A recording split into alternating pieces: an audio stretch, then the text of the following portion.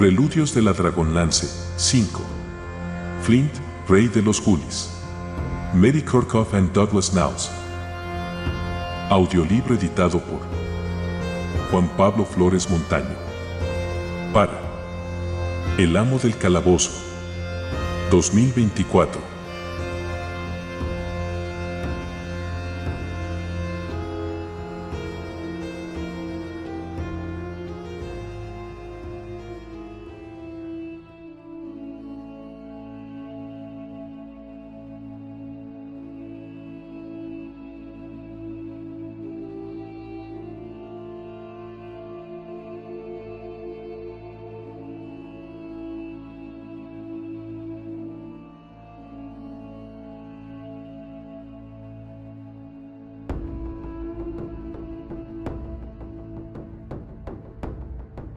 Décima segunda parte.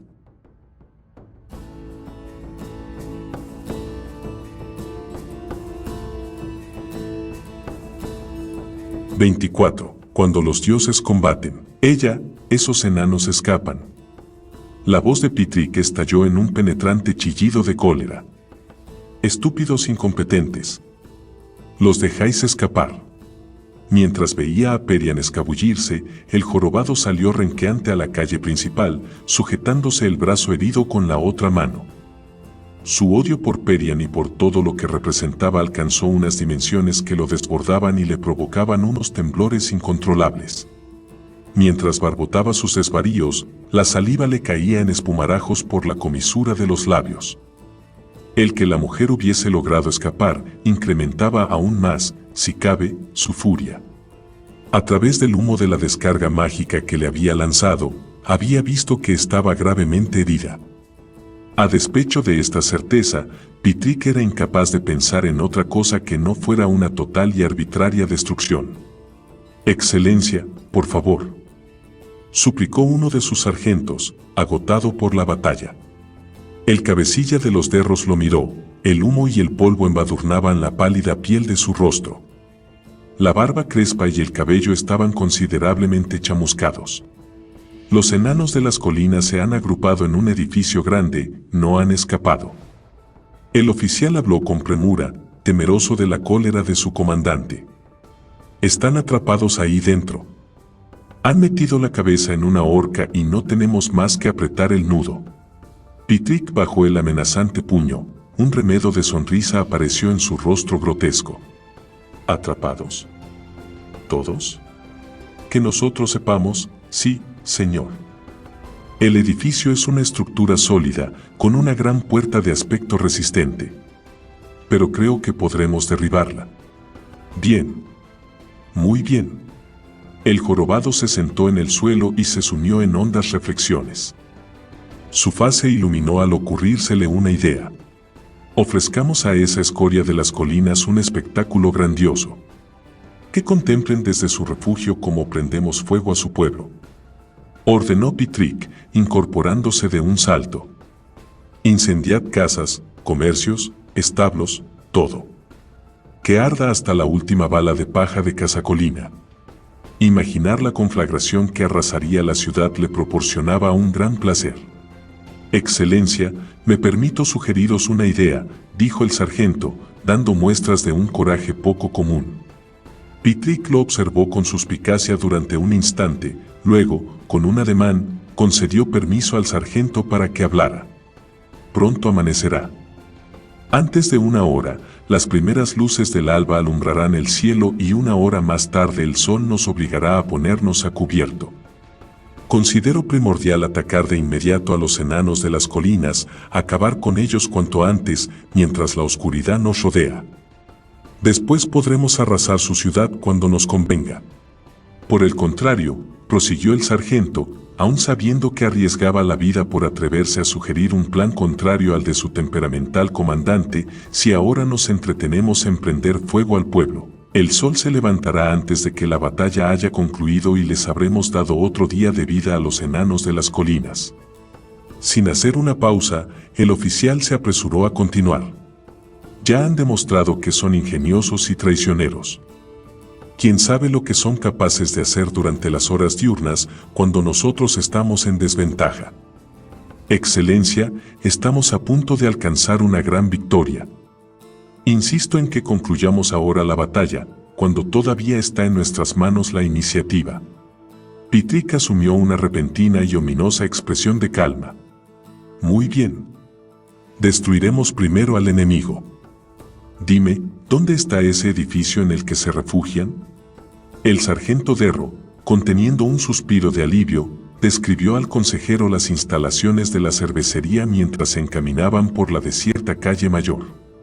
Pitrick sabía que sus hechiceros habían agotado los conjuros más poderosos en el ataque al parapeto y no les serían de gran utilidad en el inminente combate. Tendrían que emplear largas horas de estudio en sus libros de hechizos antes de poder lanzar de nuevo descargas de proyectiles mágicos o tormentas de granizo como las que habían tenido tan decisivo resultado en la barrera defensiva. También él había utilizado la mayoría de sus hechizos.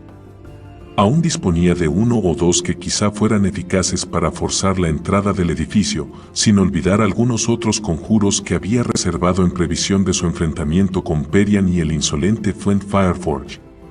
De manera inconsciente, Pitrick tocó la oscura hacha que pendía de su costado. Todavía no la había utilizado, pero aguardaba con una ansia enfermiza que se le presentara la ocasión de hundirla en el cuerpo de un enano de las colinas. Quién sabe si el propio Flint Fireforge tendría la ocasión de probar en su carne el sabor amargo de este acero Teiwar. Llegaron a la cervecería, y al jorobado le bastó una sola mirada para captar la formidable solidez de la estructura. Las puertas eran, sin lugar a dudas, el punto vulnerable, pero también lanzaría a sus tropas contra la muralla con escalas, pértigas y cualquier otra cosa factible de utilizar para el asalto. Estaba convencido de que no tardarían en tomar este último reducto. Sus suboficiales se agruparon a su alrededor en espera de sus órdenes. Acabaremos con ellos aquí. Atacad desde todos los flancos. Pitrick se volvió hacia su sargento. En cuanto a las puertas, preparad un ariete. Los derros se lanzaron en avalancha contra el edificio amurallado, atacando por todos los flancos. Treparon por el empinado muro, arremetieron contra las puertas y empujaron con fuerza las ventanas atrancadas de la pared posterior para abrirse camino. En todas partes encontraron una firme defensa. Algunos Teiwar apoyaron largas pértigas contra el muro y treparon palmo a palmo por estas rampas improvisadas en un intento de salvar la muralla. Otros se equiparon con escaleras que encontraron en los establos y almacenes cercanos y se valieron de ellas para remontar de un modo más directo el muro de piedra. Pero la parte alta tenía varios palmos de ancho, lo que proporcionaba una buena plataforma a los defensores. En varios puntos de la muralla, en la parte interior del recinto, se habían hecho montones con barro y tierra que facilitaban el acceso a la zona alta del muro, y muchos enanos de las colinas y enanos gulis gateaban por las inclinadas superficies. Los defensores luchaban con resolución. Los Agar del cuerpo de percheros, dirigidos por Nomskul y Pústula, descubrieron un nuevo modo de usar sus escudos, golpear con ellos las cabezas de los Teiwar conforme alcanzaban lo alto de la muralla. Los enanos de las colinas, siguiendo el ejemplo de Fedelia Fireforge y Turk Hearthstone, blandían orcas, palas y lanzas para rechazar a los derros que trepaban por las escaleras. Pronto aprendieron cómo manejarlas para empujar las escaleras y derribarlas al suelo. En la parte posterior del recinto, otros Teiwar se arrojaban con salvaje abandono contra las ventanas atrancadas. Rompían a hachazos los refuerzos de madera y se introducían por las estrechas aberturas practicadas. Pero, en el interior de la fábrica, Basalt y Hildy encabezaban una defensa igualmente salvaje. Tan pronto como un derro asomaba por la brecha, moría atravesado por las armas de media docena de enanos de las colinas. A no tardar, los cadáveres amontonados de los atacantes crearon un obstáculo adicional a las tropas Teiwar. Las puertas eran el punto flaco de la defensa, si bien tras ellas aguardaba una compañía de robustos combatientes. Chebel Fireforge se encontraba entre ellos, con la mirada fija en las crujientes hojas de madera que cedían más y más a cada embestida del ariete. Las grietas de los tablones se hicieron más visibles conforme la luz del amanecer se difundía por el patio. Entonces, con un sonoro chasquido, las puertas saltaron en pedazos. Flint apenas advertía las fuertes embestidas contra las puertas. Sostenía en sus brazos el cuerpo inerte de Perian. La mujer estaba inconsciente y su respiración era débil y entrecortada. Fidelia y Ruberick lo habían ayudado a transportarla al edificio del almacén. Allí preparó un lecho de mantas y paja donde la tumbó. Ruberick, que se había quedado con él, trajo una taza de aluminio con agua, pero Perian ni siquiera podía beber. El granjero se apartó a un lado, no queriendo entrometerse en el dolor de su hermano, pero dispuesto a echarle una mano en lo que fuera preciso. Por fin, Flint alzó la vista hacia su hermano después de intentar restañar la hemorragia del mejor modo posible. Sabía, en lo más hondo de su alma, que no tenía remedio. Los ojos de los hermanos se aunaron en una mirada rebosante de dolor. «Será mejor que te vayas», dijo Flint con voz ronca. «Me reuniré contigo pronto». Enmudeció y agachó la cabeza para ocultar las lágrimas. «Lo siento, Flint», respondió el rudo granjero, mientras se dirigía abatido hacia la puerta. Flint se volvió hacia Perian. Estaba tan bella como siempre. Unos mechones de cabello cobrizo le caían sobre la frente, pero la piel tenía un tinte pálido, terriblemente pálido. En la blanca garganta de la mujer Flint vio el colgante de la hoja de álamo. De repente, parpadeó y abrió los ojos. Al enano le dio un vuelco el corazón. Perian le sonrió débilmente y su mano se cerró, apenas sin fuerza, en torno a la suya. Sus labios se entreabrieron, pero carecía de energía para hablar. «Mi Perian», susurró Flint, ahogadas sus palabras por el llanto. Ella le apretó de nuevo la mano con una ternura que le rompió el corazón. Un instante después, había muerto. Flint la tuvo entre sus brazos largo rato, sin advertir todavía el estruendo de la lucha. El dolor que lo atenazaba era desgarrador. Se sentía vacío, quería morir también. Mas, conforme el tumulto del combate iba increciendo, su sufrimiento se abrió camino lentamente, como un puñal, desde su corazón hasta su alma. Y, en ese recorrido, su aflicción se transformó en ira, en una cólera ardiente que por fin lo impulsó a regresar a la batalla, a matar a quienes habían asesinado a Perian. Las puertas del recinto saltaron hechas astillas y, aún desde el interior del almacén, Flint sintió la imperiosa necesidad de reincorporarse a la lucha. Alargó la mano hacia el hacha que Perian le había entregado en lodazal. La sorpresa le hizo soltar un juramento al quemarse la mano con el mango. El blanco resplandor del hacha Tarkan tenía ahora un matiz rojizo, como si el metal se hubiese calentado del mismo modo que lo hace una barra de hierro en la forja del herrero. Actuando sin pensar, Flint recorrió con la mirada el almacén y enseguida descubrió un par de guantes de cuero. Se los puso y enarboló la reluciente hacha. El cortante filo de la hoja brillaba limpio, como ansiando beber de nuevo la sangre enemiga. Flint cargó contra la puerta del almacén y la abrió de golpe. En el patio amurallado se desarrollaba una escena de caos general. Los derros habían derribado las puertas con un pesado ariete y ahora irrumpían en el recinto, donde se enfrentaban con la firme resistencia de los enanos de las colinas. Pitrick voceó mientras corría hacia el patio. La potencia de su grito sobrepasó el tumulto y varios enanos de las montañas, entre ellos el consejero del Tane, se volvieron hacia él. «Vas a morir», lo desafió Flint.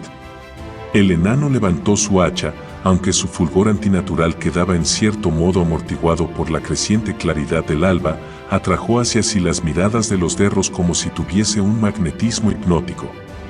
«Fireforge», musitó Pitrick, contemplando inmóvil el avance de Flint. Mas, al instante, el jorobado aferró el amuleto de 5 cabezas y la luz azul brotó del colgante mágico. «Que Reorx maldiga tu alma cobarde», barbotó Flint. Sabía que el hechicero lanzaría su conjuro antes de que él lo alcanzara. Cosa extraña, no sintió miedo por su propia muerte, sino una abrumadora tristeza por el hecho de que otras muchas muertes quedarían sin venganza. Una mueca burlona fue todo cuanto Pitrick concedió a su víctima antes de pronunciar las crueles palabras que desencadenaban el hechizo. De entre sus dedos saltó un rayo zigzagueante que salió disparado hacia Flint en un mortal estallido mágico. El enano de las colinas dio rienda suelta a su furia con un grito salvaje, pero no frenó su carrera a pesar de llevar los ojos entrecerrados por la deslumbrante y letal explosión que se le echaba encima. Entonces, el hacha Tarkan brilló con más fuerza y un resplandor de luz blanca superó al mortecino amanecer y obligó a Pitrick a cerrar los ojos a la par que lanzaba un grito de dolor. El fulgor del hacha alcanzó su máximo esplendor en el mismo instante en que la descarga mágica alcanzaba a Flint y, de repente, el hechizo se desvaneció, disipado de un modo inexplicable. Fuera cual fuera el motivo, Flint comprendió vagamente que estaba relacionado con el hacha. «Ahora tendrás que luchar, escoria», aulló Flint con salvaje alegría. Por razones que no se paró a considerar, el hacha lo protegía de la magia de Pitrick. Algunos soldados Teiwar se interpusieron en su camino. Tibalt acabó con uno de ellos de un golpe y Ruberick se situó junto a Flint y derribó a otro de los protectores del hechicero. «Haz frente a mi acero, miserable cobarde», gritó el rey de los enanos Gulis. Entre los dos antagonistas quedaba solo un guardia contra el que arremetió Fidelia, que lo atravesó de un tajo. «Un enano de las colinas jamás superará a un enano de las montañas», respondió Pitrick con un tono desafiante y amenazador. Temblando tanto de miedo como de júbilo expectante, Pitrick enarboló por fin su hacha, sabedor de que no vencería a este enemigo con sus hechizos. Flint alzó el hacha Tarkan y el arma iluminó el patio. Con resuelta determinación, los dos cabecillas blandieron las hachas y las armas entrechocaron. El jorobado poseía una fuerza sorprendente y los dos enanos retrocedieron tambaleantes por la contundencia del impacto. Las vibraciones del choque resonaron en el patio y el sonido despertó una salvaje satisfacción en el enano de las colinas. Flint, que percibía el calor del arma a través de los guantes, contraatacó con rapidez. Los aceros entrechocaron una vez más y, de nuevo, los dos adversarios salieron rebotados de la brutal colisión. Con los ojos entrecerrados, Flint enfocó toda su fuerza, su habilidad y su ira en el odioso derro que tenía frente a sí. Una y otra vez, levantó su arma y arremetió con golpes salvajes que, de algún modo, Pitrick logró desviar. Flint notó que cesaba la batalla a su alrededor. Tanto los enanos de las colinas como los derros dejaron de luchar para observar el duelo librado por sus líderes, y cientos de combates individuales quedaron relegados al olvido en torno a esta lucha a muerte. Flint y Pitrick atacaban y frenaban los golpes del contrario de forma alternativa, las hachas entrechocaban, el acero encontraba acero, respaldado por músculos y furia desatada. De repente, el consejero del Tane arremetió con cruel ferocidad y descargó una tormenta de golpes veloces como el rayo. Flint retrocedió, deteniendo a la desesperada la andanada de hachazos. Su arma frenó cada arremetida, aunque el calor irradiado por el mango se hizo tan intenso que ni siquiera los guantes lo protegían del ardiente contacto. Haciendo caso omiso del dolor abrasador, Flint agarró el hacha con más firmeza. No la soltaría hasta que la muerte o la victoria aflojaran sus dedos. De forma imprevista, Pitrick se apartó de un salto y la rápida maniobra cogió a Flint por sorpresa. El enano de las colinas adoptó una postura agazapada mientras dirigía una mirada cautelosa a su oponente. De nuevo, el hechicero aferró el amuleto que colgaba de su cuello y levantó un puño amenazador con el que apuntó a Flint. Con un siseo agudo, como si unas brasas cayesen en el agua, un chorro de chispa salió de la mano del Teiwar. Las ascuas parecían hambrientas de la carne de Flint en su veloz trayectoria hacia el enano. Girando en remolinos como entes vivientes, las chispas formaron un círculo a su alrededor. Desesperado, el enano de las colinas alzó el hacha Tarkan a la vez que retrocedía un paso. La refulgente hoja se hundió en el fuego azul como si la llama fuese un cuerpo sólido, y lo cortó con su afilado acero vengador. Flint golpeó una, dos, tres veces, con más fuerza en cada ocasión, partiendo en pedazos el chorro de chispas hasta abrirse paso a través del círculo mágico. Poco a poco, los fragmentos cayeron al suelo y la arcana magia desatada por el amuleto quedó reducida a unas retorcidas volutas de humo inofensivo. Los dos enanos se abalanzaron el uno sobre el otro, y la lucha se convirtió de nuevo en una confrontación de fuerza física y resistencia. Flint parpadeó para librarse del sudor que le entraba en los ojos y se obligó a sobreponerse a la fatiga. Todo cuanto veía era el despreciable rostro de su enemigo y su propio odio fundido con el de Pitrick conformó un círculo de arrolladora violencia en torno a ambos contendientes. El Derro inició una serie de golpes que se estrellaron en el hacha de Flint, mas, de repente, el enano de las colinas vio su oportunidad. Retrocedió agazapado antes de que el Teiwar propinara un nuevo golpe y esperó hasta que el hacha del Derro pasó con un zumbido junto a su cara. Entonces se lanzó al ataque, poniendo hasta el último gramo de fuerza de sus músculos en el golpe. Todo el odio y la cólera, toda la amargura y el dolor salieron a la superficie, cristalizados en el irresistible poder de su arma. Pitrick trató de girarse y frenar la brutal embestida, pero en el último instante de su vida supo que no lo lograría. Finalmente, durante un breve segundo, Flint vio los dementes ojos tornarse aún más enajenados, esta vez por el terror. Fue una visión cuyo recuerdo saborearía durante mucho tiempo. El hacha Tarkan hendió el aire con un sesgo plateado y alcanzó la garganta del hechicero entre el yelmo y el peto. El acero hizo un corte limpio, cercenando las cabezas del amuleto y después la piel y el músculo. La hoja se frenó por último cerca del corazón de Pitrick, incrustada entre la clavícula y el peto de la armadura. El comandante Teiwar retrocedió unos pasos tambaleantes, arrancando el arma de las manos de Flint. La sangre del hechicero empapó la otrora reluciente hoja del hacha Tarkan y siseó, achicharrada por el calor del ardiente metal. Perplejo, sin dar crédito a sus ojos, Flint vio que la hoja del hacha se ponía al rojo vivo. El cuerpo de Pitrick se retorció, luego, con un gemido, se desplomó lentamente y cayó de rodillas, miró con expresión incrédula el charco de sangre que se formaba a su alrededor. Por último, sufrió una convulsión y cayó de bruces al suelo, quedó tendido en el barro empapado por su propia sangre. Y la locura se desató. Los primeros rayos de sol asomaron sobre la cordillera oriental y bañaron de luz la ciudad. Flint alargó la mano para recoger el arma, casi sin atreverse a respirar. El hacha Tarkan, clavada en el pecho de Pitrick, alojada entre los restos del amuleto de 5 cabezas, estaba al rojo vivo y ni siquiera con los guantes podía tocarla. De pronto, el hacha estalló en llamas y del fuego salió un humo blanco. En medio de siseos, la humareda se alzó serpenteante y se expandió con rapidez en el aire. De manera simultánea, las cabezas cercenadas del amuleto empezaron a retorcerse como serpientes y vomitaron una nube de humo negro. También este vapor oscuro se propagó en el aire y creció como si tuviese vida propia, remontándose en una espiral retorcida. Las dos nubes se encontraron y giraron una en torno a la otra, pero se mantuvieron separadas en un contraste impresionante de luz y tinieblas.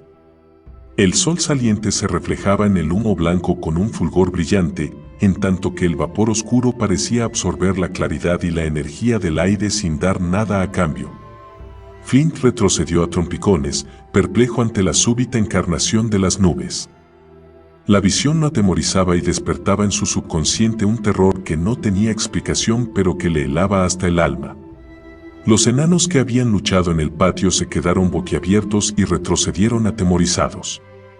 Los densos nubarrones de humo, blanco y negro, crecieron más y empezaron a adoptar las formas vagas de 2 cabezas humanas, la de una hermosa mujer de cabellos oscuros, labios rojos y ojos almendrados, y la de un enano de cabellos grises y aspecto fiero cuyas pupilas irradiaban cólera. Las 2 formas brumosas flotaron sobre la cervecería. Las nubes se unían y se separaban, como si mantuviesen un combate, si bien era una pugna silenciosa, escalofriante, efímera. Aumentaron de tamaño aún más, cubriendo el cielo por encima de toda la ciudad. En la base de las nubes, el amuleto y el hacha crepitaron en medio del ardiente fuego, y se formó entre ellos un chisporroteante arco de poder. El calor obligó a Flint a retroceder un poco más, aunque fue incapaz de apartar los ojos del aterrador espectáculo. De improviso, se escuchó un horrendo retumbar y al momento la tierra empezó a temblar bajo los pies de los enanos.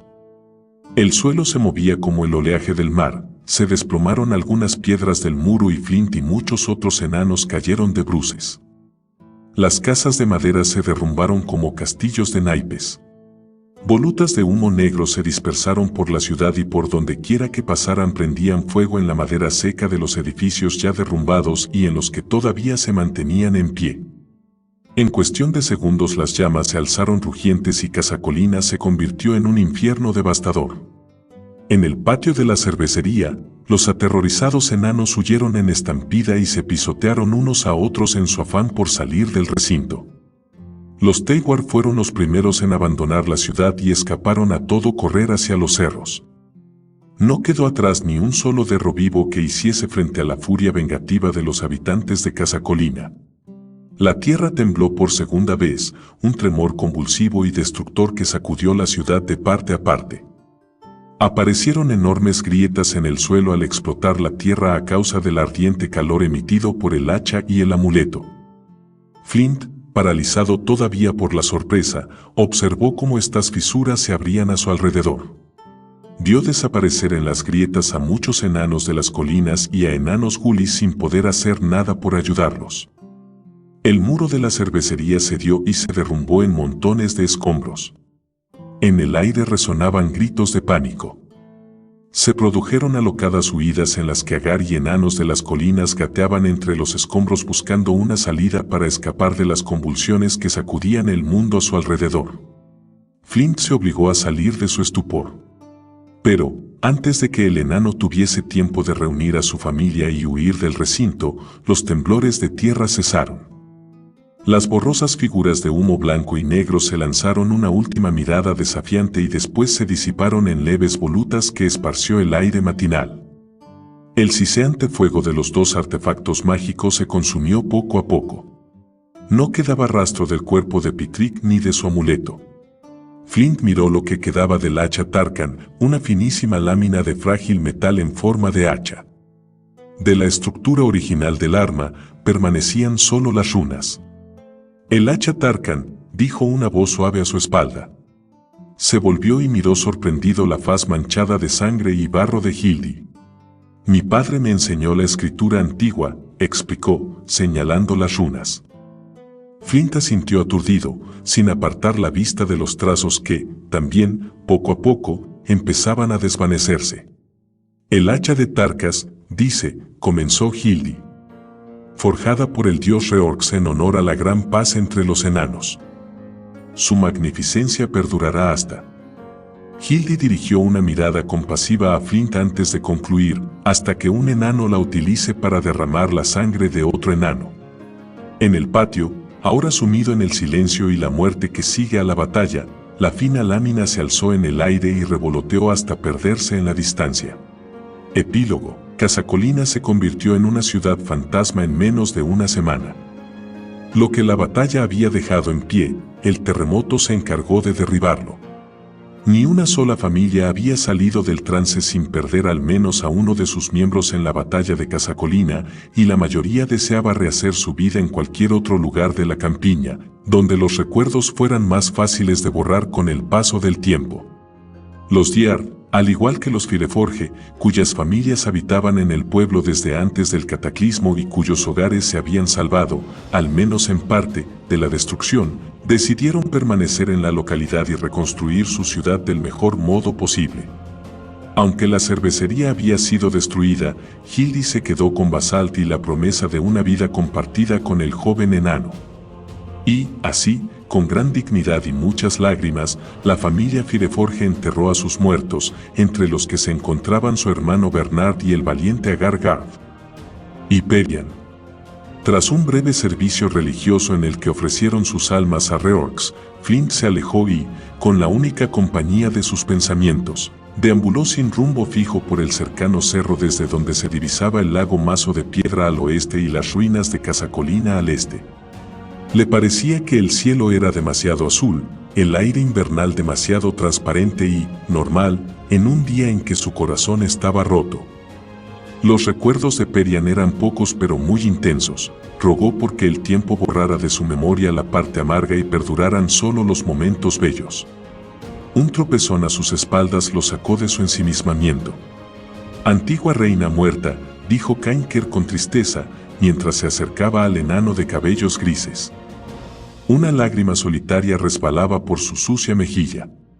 Absorto en su aflicción, Flint se había olvidado de sus súbditos y la presencia del Gully le recordó que estarían aguardándolo para que rigiese sus destinos. «Sí», musitó el enano. Miró con afecto a Lagar, pero entonces advirtió algo. «¿Antigua reina?», preguntó. «Claro. Nueva reina, pústula, ser buena elección». Kainker balanceó la cabeza con entusiasmo. «Hola, regio colega». Nomskull se reunió con ellos. «¿Tú luchar bien?». «Gracias», balbuceó Flint, más confuso por momentos. «¿Qué es eso de que Pústula es la nueva reina?». «Oh, sí. Ella mi reina. Yo, nuevo rey, ¿sabes?». «¿Nuevo rey?». Flint estaba demasiado sorprendido para reaccionar de inmediato del modo más sensato, es decir, aprobar de buena gana la idea. «Claro. Ahora que tú no tenés reina, ser buen plan». Nomskull suspiró, al parecer con sincero pesar. «Tú, antes, un tipo estupendo». Luego se apresuró a enmendar sus palabras. «Pero ya no funcionar bien de rey. Tú, real tipo estupendo, de veras». Flint sonrió entre dientes, sintiendo un nudo en la garganta. Quería reír y llorar a la vez. Se limitó a mirar de hito en hito, aturdido y asombrado, al nuevo rey de Lodazal. Luego, suspiró. «Mejor así». Los dolorosos recuerdos estaban muy ligados a su estancia entre los Agar y la presencia de cualquier Gully le traía a la memoria sucesos que prefería relegar al olvido. «No funcionar, porquería», dijo Nomskull, encogiéndose de hombros. El general estaba de pie en la plataforma del templo, contemplando la igniscente ciudad a sus pies. Sangshen ya no estaba tan vacía como antes, pues miles de mercenarios, ogros y humanos, se habían dado cita allí. Legiones de hobgoblins formaban vastos campamentos en las laderas cubiertas de cenizas que rodeaban la ciudad. Al otro lado del valle, bajo el torturado templo de Loerquisis, se incubaba el resto del ejército del general, los draconianos, engendrados por medio de un proceso corrupto de los huevos de los dragones del bien, sustraídos con artimañas y llevados en secreto a este reducto. Los draconianos complacían sobremanera al general, formaban compañías disciplinadas de feroces guerreros ávidos de guerra y derramamiento de sangre. Ciertamente, su ejército crecía día a día y ello convertía el tema del armamento en una cuestión enojosa. Un día, los cargamentos que llegaban a la ensenada secreta se habían interrumpido y ya no volvieron a reanudarse. Todos sus intentos de comunicarse con el grotesco Teiwar, Pitrick, habían sido en vano y al general no le gustaban los fracasos. Él no le fallaría a su oscura majestad, al dragón de 5 cabezas, la diosa Taquisis. Los preparativos continuarían. Disponía de suficiente armamento de buen acero para equipar a gran parte de sus tropas y el resto se obtendría a través de otros conductos. No faltarían espadas, escudos, ni armaduras. Su ejército, estaba convencido, sería una fuerza irresistible, arrolladora. Y, muy pronto, estaría preparado.